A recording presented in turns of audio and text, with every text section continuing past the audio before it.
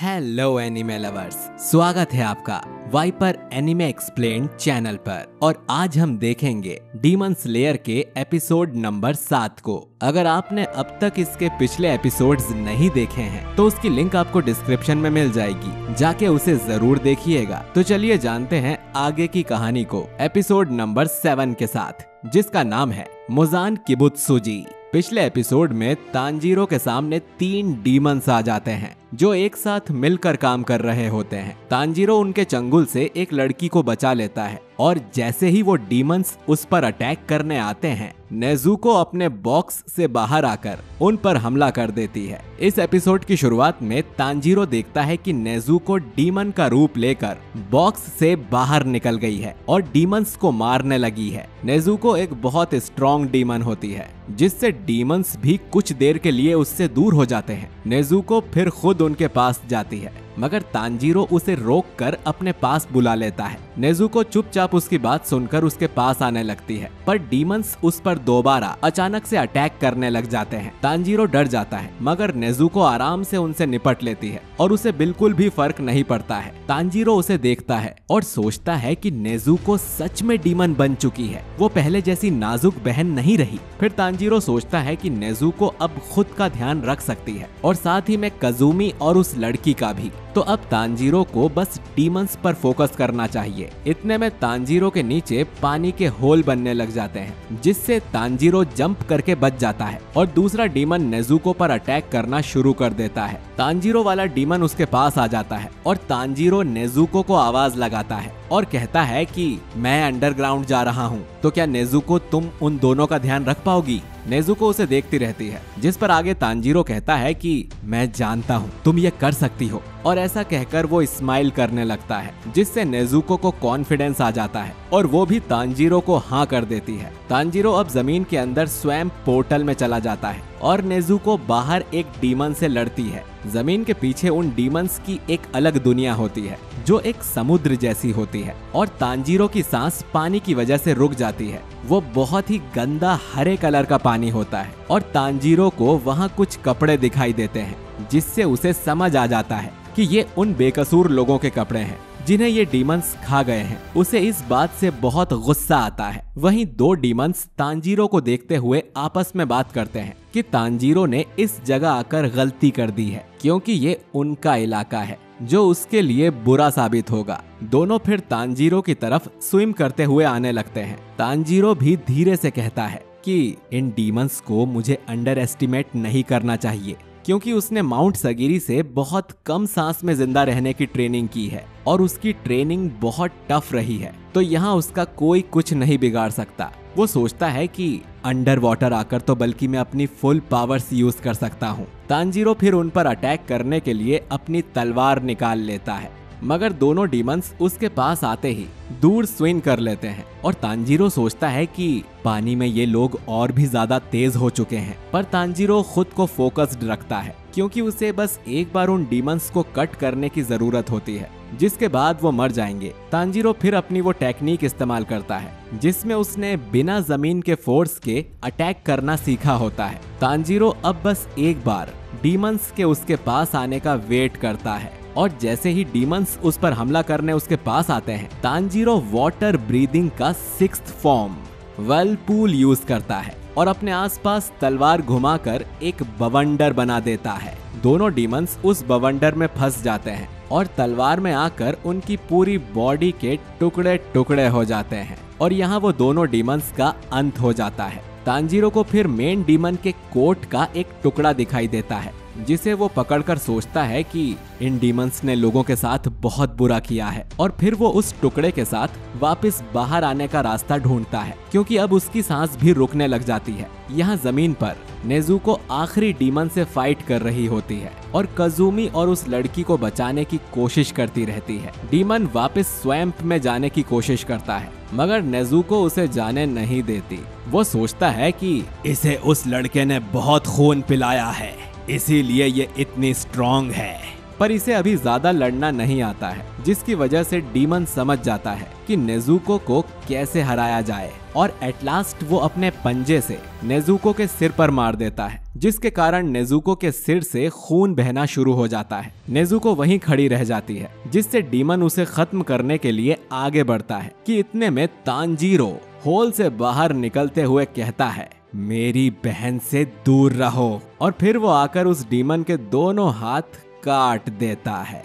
Demon सोचता है कि ये तो अभी बच्चा है, पर फिर भी इसने सबको हरा दिया।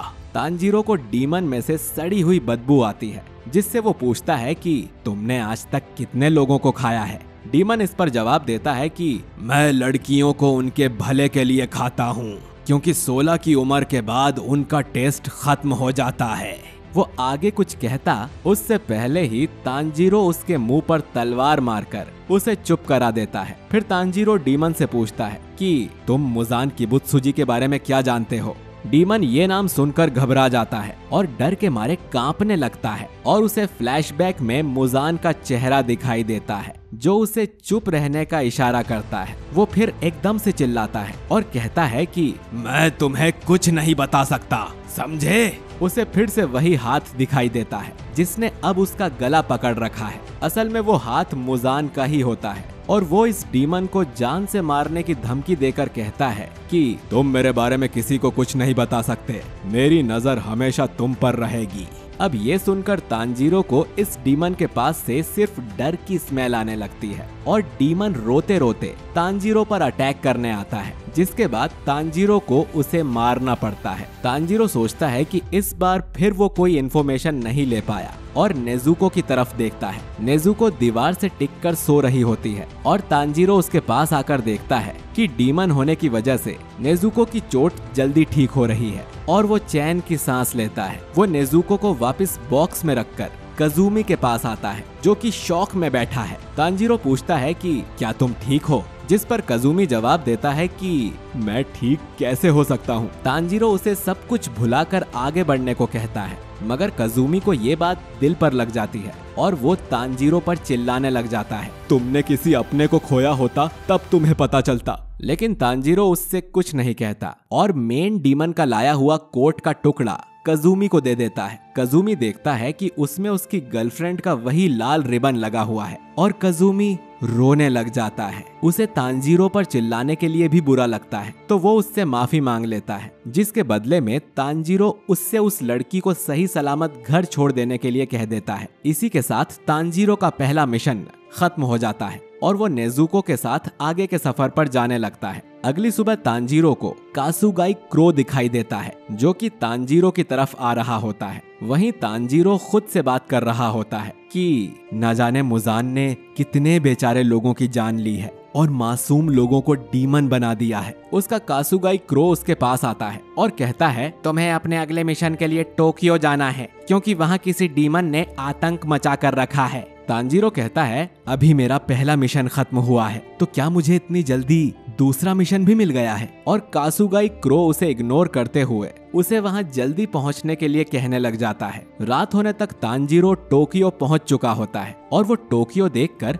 बहुत ज्यादा हैरान हो जाता है। वो कहता है कि मुझे बिल्कुल नहीं पता था कि टोक्यो इतना एडवांस शहर बन चुका है। रात के टाइम भी यहाँ इतना उजाला है, इतने सारे लोग घूम रहे हैं, और बिल्डिंग्स भी इतनी ऊंची बन चुकी है। आखिर ये कब हुआ? नेजुको भी बॉक्स के बाहर ही तांजीरो के साथ चल रही होती है, और तांजीरो को कुछ ही देर में वहाँ चक्कर आने लग जाते हैं। उसे समझ नहीं आता कि वो कहाँ जाए। दोनों फिर एक पतली गली में जाने लगते हैं, मगर वहाँ एक कपल का रोमांस चल रहा होता है, तो तांजीरो वहाँ से भी भाग जाता है और काफी देर तक भागता ही रहता है। अब वो नेजुको को लेकर शहर से थोड़ा बाहर आ जाता है और एक नूडल्स की शॉप पर बैठ जाता है। उसे काफी भूख लगी होती है, तो वो शॉप वाले से नूडल्स मांगता है, और नेजुको तब तक सो चुकी होती है। मगर वो जैसे ही नूडल्स खाने वाला होता है, उसे एक अजीब सी स्मेल आती है। वो एक डीमन की स्मेल होती है, जिसे महसूस करते ही तांजीरो के हाथ से नूडल्स गिर जाते हैं,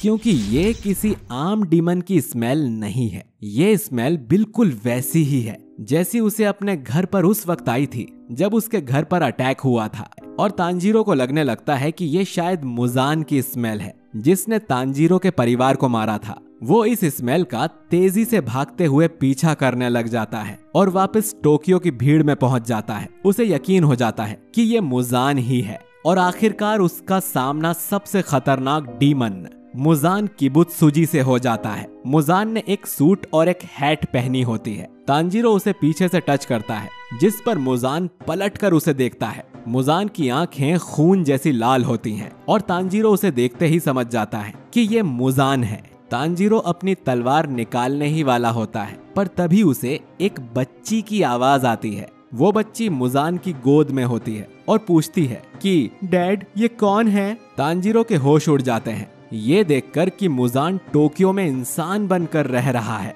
मुजान फिर तांजीरो से कहता है कि मैं तुम्हें नहीं जानता। इतने में एक लेडी वहां आती है और मुजान से पूछती है कि डार्लिंग, ये कौन है? यानी कि वो मुजान की वाइफ होती है। तांजीरो के मुंह से एक शब्द भी नहीं निकल पाता। उसे उसकी वाइफ और बच्ची की स्मेल से पता चल जाता है कि वो दोनों इंसान हैं, लेकिन उसे समझ नहीं आता कि वो मुजान के साथ क्यों है, क्योंकि वो तो एक डीमन है। शायद इन्हें पता ही नहीं है कि ये आदमी डीमन है और इंसानों को खाता है। मुजान की वाइफ उससे पूछती है कि ये कौन है, मगर मुजान कहता है कि मैं भी इसे नहीं जानता और तांजीरो बस खड़ा खड़ा ये सब देख रहा होता है। असल में मुजान ने भी तांजीरो के पहनावे से उसे पहचान लिया था कि ये एक डीमन स्लेयर है। तभी मुजान अपने हाथों से नाखून निकालता है और रास्ते में चलते एक आदमी की गर्दन खरोंच देता है। उस आदमी को दर्द होता है, जिस पर उसकी वाइफ पूछती है कि उसे क्या हुआ, पर वो कुछ नहीं कह पाता और देखते ही देखते वो आदमी भी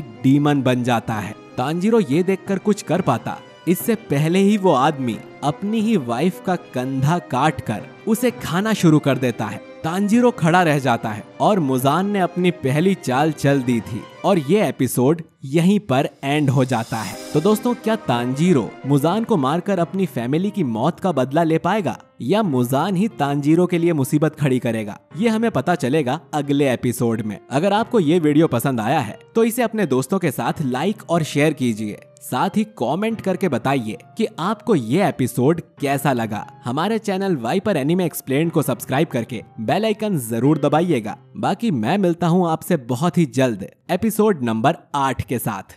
शुक्रिया।